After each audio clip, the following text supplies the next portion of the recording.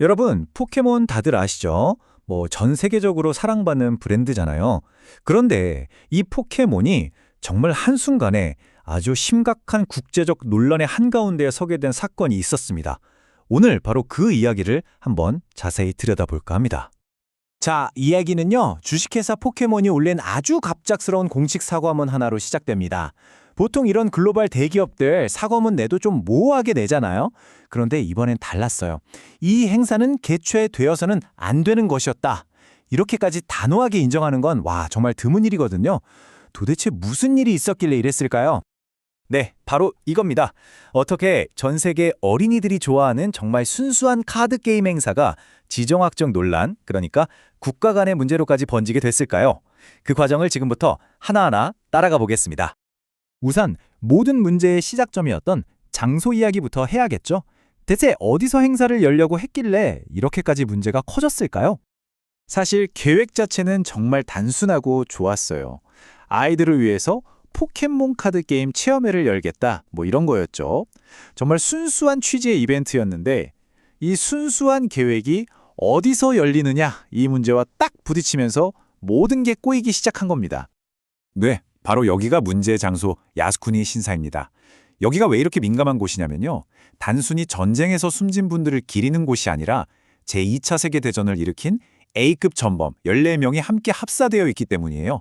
그래서 많은 사람들에게는 일본 군국주의의 상징처럼 여겨지는 거죠.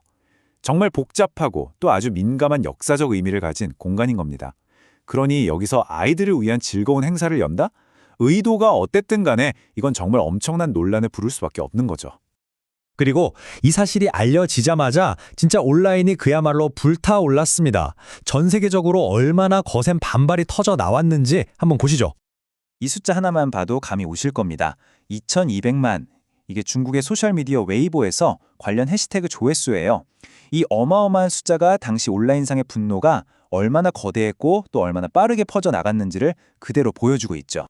이게 그냥 네티즌들의 분노에서 그친 게 아니었어요. 중국 관영 매체까지 직접 나서서 역사적 진실에 대한 모독이다. 심지어 어린이 대상이라 더 악질적이다. 라면서 정말 강하게 비판했거든요. 이러면서 사태가 자칫 외교 문제로까지 번질 수 있는 그런 분위기가 된 거죠. 그럼 여기서 이런 질문이 생기죠. 아니, 포켓몬 같은 거대 글로벌 기업이 어떻게 이렇게 민감한 사안을 놓칠 수가 있었을까요? 자, 그 근본적인 원인, 바로 시스템의 실패를 한번 파헤쳐 보겠습니다. 문제의 핵심은 바로 이 공인 주최자 시스템이 있었습니다. 이게 어떻게 돌아가냐면요. 일단 공인 자격을 받은 개인이 나 여기서 이런 이벤트 할래요 하고 시간과 장소를 웹사이트에 올려요. 그러면 놀랍게도 이게 아무런 검토 없이 자동으로 공식 캘린더에 딱 올라가는 거예요. 사람이 중간에서 이 장소는 좀 그런데 하고 걸러주는 과정이 아예 없었던 거죠. 정말 치명적인 결함이었습니다. 그런데 더 놀라운 게 뭔지 아세요? 포켓몬이 이 야스쿠니 신사 문제로 논란에 휩싸인 게 이번이 처음이 아니었다는 겁니다. 과거에 정말 똑같은 실수가 있었어요. 불과 10년 전이었죠. 포켓몬 고 열풍 불 때요. 그때도 야스쿠니 신사가 게임 속 중요 거점인 체육관으로 지정돼서 난리가 났었거든요. 당시 포켓몬 측에서 부랴부랴 그 장소를 지우고 플레이 금지 구역으로까지 설정했단 말이에요. 그런데 10년이 지나서 카드게임 팀은 그 교훈을 전혀 공유받지 못했던 건지 자동화 시스템으로 똑같은 실수를 또 반복하고 만 겁니다. 이건 완벽한 부서 간 소통 실패라고밖에 볼 수 없죠. 자, 그럼 이제 마지막으로 한 걸음 물러나서 이 사건이 우리에게 던지는 더 큰 의미, 그러니까 글로벌 브랜드들이 여기서 어떤 교훈을 얻어야 하는지 한번 짚어보겠습니다. 전 세계 팬들의 반응은 그냥 실망했다 수준이 아니었어요. 아니, 어떻게 야스쿤이라는 키워드 필터링 하나 없었냐는 황당함부터 이렇게 빨리 사과하는 거 보니까 진심이 아니라 중국 시장 때문이네 하는 냉소적인 시선도 있었고요.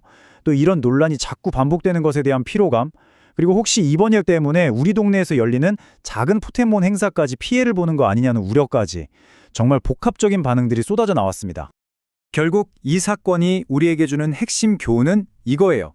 전 세계를 무대로 사업을 한다는 건 그냥 물건만 파는 게 아니라는 거죠. 그 지역의 아주 민감한 역사와 문화를 깊이 이해하고 존중해야 한다는 무거운 책임이 따른다는 것, 바로 그겁니다. 그래서 마지막으로 이런 질문을 던져보게 됩니다. 포켓몬으로 세계를 잇는다는 브랜드의 슬로건, 참 아름답잖아요? 하지만 결코 하나가 될 수 없는 각 나라의 날카로운 역사적 현실과 만났을 때 과연 이 아름다운 이상은 살아남을 수 있을까요? 어쩌면 이건 지금 이 시대를 살아가는 모든 글로벌 브랜드가 풀어야 할 숙제일지도 모르겠습니다.